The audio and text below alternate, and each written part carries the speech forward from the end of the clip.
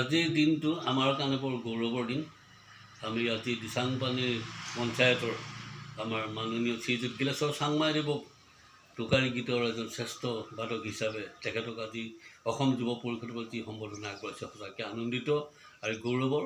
লগতে আগন্তুক আমাৰ যি পঞ্চায়ত নিৰ্বাচন আহি আছে, আমি গত ডিচেম্বৰৰ পৰা এই পঞ্চায়ত নিৰ্বাচনৰ বাবে আমি অসম গণ পৰিষদৰ আমি প্ৰতিটো অঞ্চলৰ প্ৰতিটো মৌজাৰ আমি সকলোৱে সাজু হৈ আছোঁ। এই মিত্ৰদলেই হওক বা মিত্ৰ প্ৰতিদ্বন্দ্বী নহ'লেও আমি পঞ্চায়ত নিৰ্বাচনলৈ সাজু হৈ আছোঁ।